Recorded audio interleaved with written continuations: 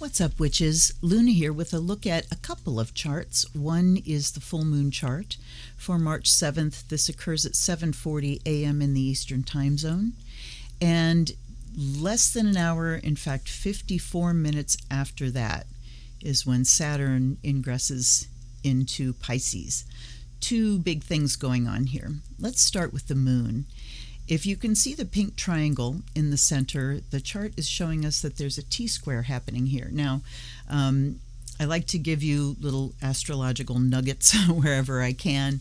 And as far as transits go, we need to keep a tight orb, which is a fudge factor. So we like exact aspects where two different bodies are occupying the exact same degree, like the sun and moon here, which are both at 16 degrees, 40 minutes.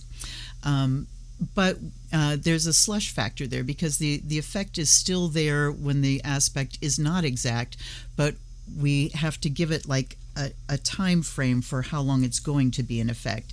In natal charts, it's 7 to 10 degrees. In transit, we like to keep it to a tight 2-degree orb. I'm going to loosen that a little bit because I usually am pretty much a stickler because it's an applying aspect. And when we get to the evening, the moon will have moved forward to exactly square Mars at 21 degrees, and then it actually is in aspect and opposition to Neptune. So we will consider this T-square. Let's look at the Sun-Moon opposition to begin with. So we're looking at the polarity of Virgo and Pisces. Virgo is about service. Pisces is sacrifice. Virgo wants detail, sharp focus, all the facts. Pisces wants none of the facts. Pisces wants beautiful, soft focus and rose-colored glasses. It doesn't want fine detail. Pisces wants everything washed in ethereal beauty. So here's the tug of war. The moon is how we derive our security, where we feel most at home. And of course, this is a collective aspect. So, and pay attention if you have moon and Virgo in your natal chart. But for transit purposes, the moon in Virgo really, for our own security, wants to look at things in detail, in a practical sense. We want organization. What makes us feel secure is to have things organized, to have our to-do list very well filled in, to be able to see every facet of things to make sure that things are as organized and efficient as they can possibly be. And the moon in Virgo is about service as well. And if we look at service versus sacrifice, service in the Virgo sense may translate into an actual profession. The nursing profession, teachers, counselors, social workers, anyone that serves the general public can fall under the umbrella of Virgo. So our security here deriving from service, how can I make things better? And the Pisces sun just wants to feel like everything's better. They don't want to deal with the nitty-gritty. They want to express. Pisces sun is just all about expressing myself and my beautiful spirit, right? So that's sort of the push-pull we have between detail and soft focus. But it is really about how much do we have to give. How far does our service go? Does it go as far as sacrificing? And if we are called to sacrifice, or it's kind of forced upon us, is it to our betterment or to our detriment? So Pisces can lose sight of boundaries, and we can very easily go too far in terms of self-sacrifice, where we entirely lose ourselves and our own identity in a cause or in a substance. And the sun is about self-expression and our individual identity. So in Pisces, we can kind of become lost in the identity of whatever context we're in or whatever group of people we're in. So we have that happening, and then we look at the square to Mars, and let's throw Neptune in there. So let's look at the moon opposing Neptune. Whatever grasp we have on the process of things, which is Virgo. We're trying to organize things so we can feel secure, and Neptune is just going to dissolve that. When Neptune comes in opposition to things, we can just lose sight of any goal very easily, and we can lose sight of ourselves and our purpose and what we're here for. It's all about escapism with Pisces. So while the moon in Virgo wants to find security in exact detail, the sun in Pisces, ruled by that Neptune in Pisces, just wants to escape from those details into maybe a fantasy or an illusion. And then with Mars sitting squaring these, it gets aggressive. Again, Mars in Gemini is that overactive mind. Our energies can scatter. With Mars in Gemini, we can be trying to do too many things at the same time, and then we lose efficiency in all of them. A mutable T-square brings about change, and just like the last chart that I looked at, I was talking about the predominance of mutability, and this T-square calls us to endings. It calls us to see what is on its way out, and how can we facilitate those endings. So Mars in Gemini has us really thinking hard and actively about these issues. The moon in Virgo is looking at how can I trim down my routines so that I may feel more secure, and so endings in that way. And then the sun in Pisces is just wrapping things up. We've got the sun in the last of the water signs, so it's all about what part of our identity, maybe what part of our group identity has just we've become lost in it. Maybe we've lost sight of what it actually means, and it might be time to let some of those things go.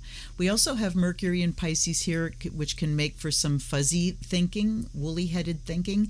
It can also make for some very poetic and beautiful thoughts. So if you are one to journal or write poetry, put things down in words, Mercury moving through Pisces can bring the gift of poetry to you. Let's see, we've got the Jupiter, Chiron, Venus stellium sitting in Aries, and it's very interesting. I mean, if you've been watching that conjunction in the heavens, it's been absolutely beautiful as we watched each night Venus getting closer and closer to Jupiter and the conjunction. And Jupiter is the greater benefic, Venus is the lesser benefic. So they bring benefits. These are the love and luck planets. And Venus is about pleasure. So the good things that come when we are enjoying sensual pleasures, when we are delighting in everything that our senses can perceive and looking for the most beautiful way to do that. And Jupiter is about understanding and philosophy and adventure. So it brings benefit in terms of expansion and being more generous with ourselves and our time and our thoughts, and really being open-minded to new and different things. Jupiter brings luck. So, it can denote your generosity or generosity from others, but it really is expansive and all-encompassing. And then we've got the pleasure factor with Venus, so you can see how beautiful that can be. And look at what's in the middle of that sandwich, Chiron. Chiron, which talks about the nature of our collected woundedness that is coming up for us to see and review right now. So it is in Aries, which is about the trauma of aggression. All of those parts of Aries that can go to the toxic, which is aggressiveness, violence, the focus just on me alone, I am first. So we can be looking at the sort of epidemic of narcissism that we have on this planet, denoting a lot of early trauma for so many people. And when we've got Jupiter and Venus bracketing it, I think we can gain, there's a lot to be gained here to the extent that we are willing to look at that wound and see how we as individuals participate in that system of war, in the system of aggression, in the system of me first. I'm thinking America first.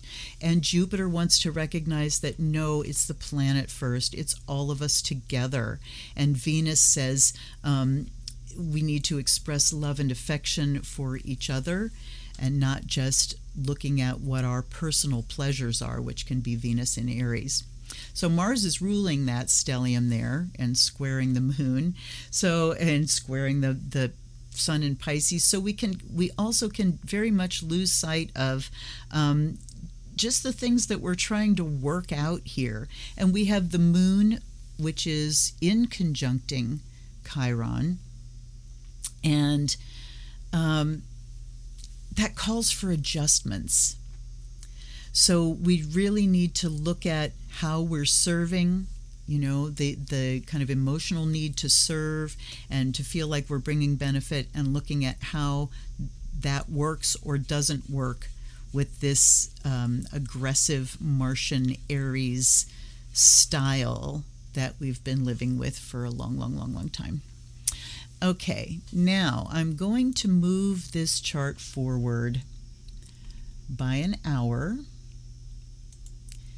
And then I'm going to back it up by 6 minutes. And I want you to look at Saturn up here at the top left. So when I get to 6 minutes, we see Saturn at 29 degrees 59 minutes, and we click it forward once, and at 8:35 a.m. in the Eastern time zone is when Saturn changes positions and goes from Aquarius into Pisces. Now, it is coming from the last of the air signs, so we can look at like the highest evolution of the intellect. Saturn in Aquarius really had us, had some of our old outworn structures breaking down and coming into question. It's where we kind of saw the blowing up of the whole conservative movement into something that's sort of beyond.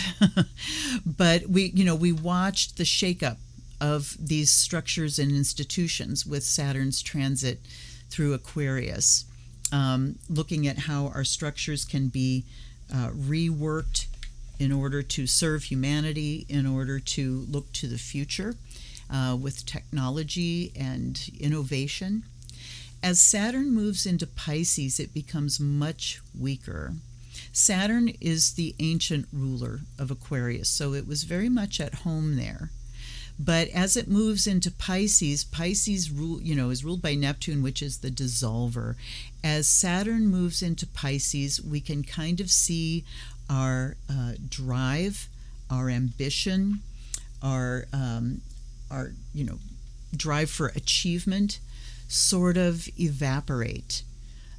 Structure kind of goes way soft focus, and we can really lose sight of how to structure things. We can lose sight of what our responsibility is, or we can go the other way, and our sense of responsibility can become a call to, sacrifice ourselves to an unhealthy degree.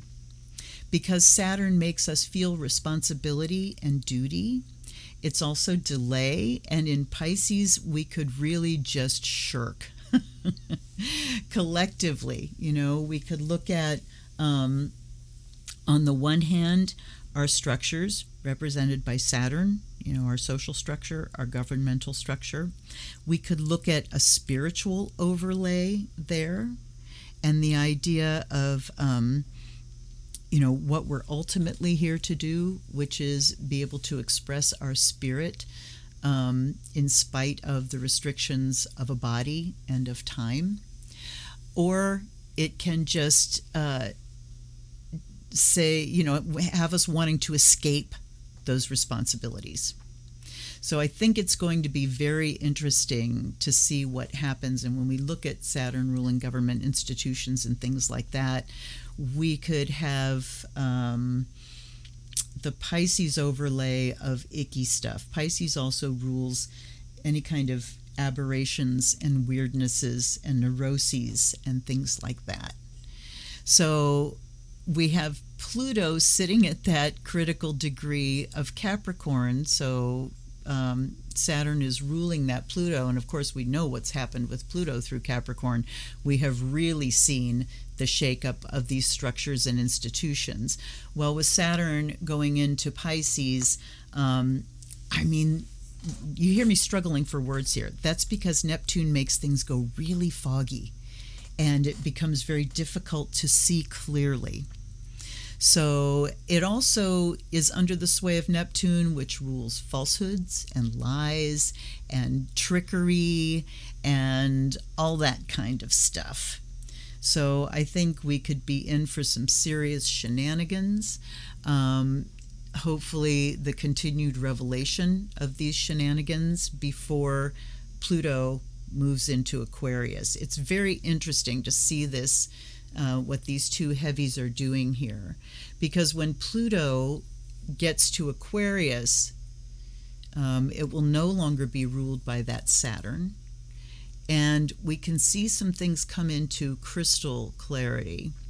Remember, the first thing that Pluto does is expose things that have been hidden. And in Aquarius, this would come under the realm of science and technology, innovations, and how we deal with humanitarian issues. So, but the Saturn going into Pisces, I think it's going to be, let's watch and see, because it could be bizarre. Neptune rules the bizarre. But I think we're just going to see, wow, I don't even know what I want to say here, so I'm just going to keep going.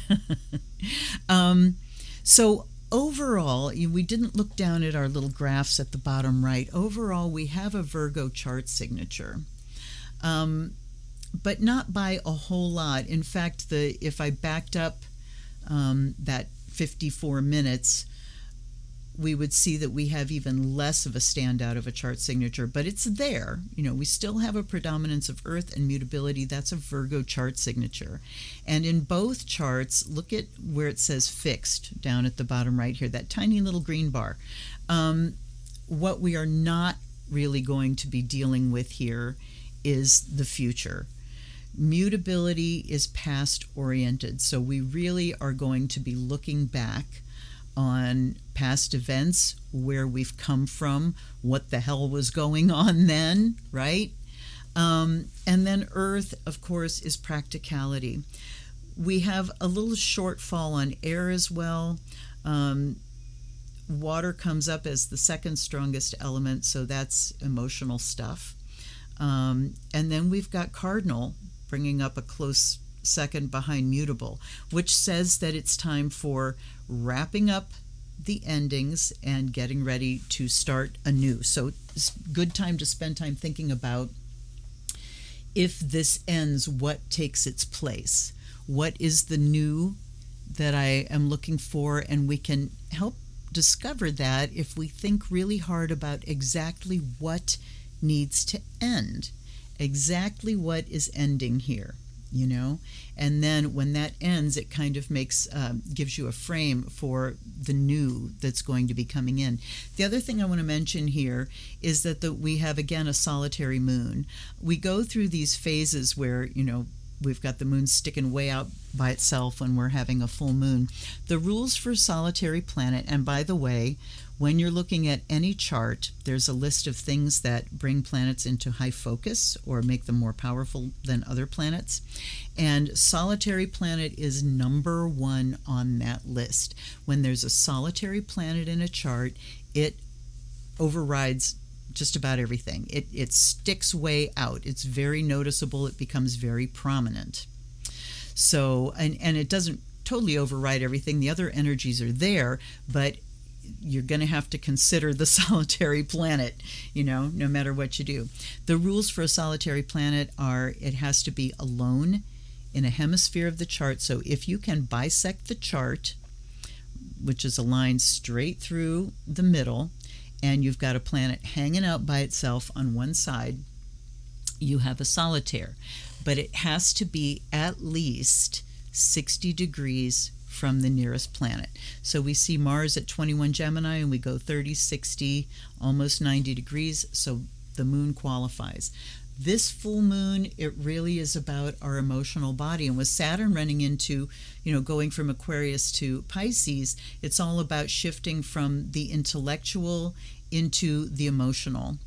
The last of the water signs, and that water sign is about letting go, is about grieving, is about, letting grief cleanse you so that you can accept the ending and get ready to move into the new beginning.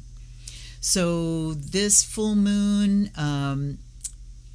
get your thoughts down in detail, look at what's going on with you emotionally, and see if you can, organize your thoughts around what is it I'm feeling, what is it that I'm really ending, what benefit will this be to me health-wise, as far as my physical and mental health.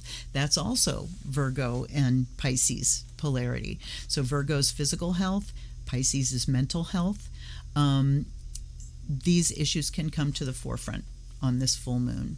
And then with Saturn moving signs, are how we take care of our responsibilities, our sense of duty, and how things are structured also really come to the forefront. But it's going to be interesting. Like I said, I'm having a hard time finding words, and I think with Neptune, you just have to wait and see, because it is not, you just don't know till you get there, because it can bring in those curveballs, hidden things that you just, and it can also feel like curveballs and a bolt out of the blue, because Neptune sort of makes us go blind because of those rose-colored glasses. We're lost in idealism and, beauty and escapism and all of that, even lost in spirituality, and we can lose sight of the details of things and lose our clarity. And the moon really wants us to have that clarity in order to feel secure.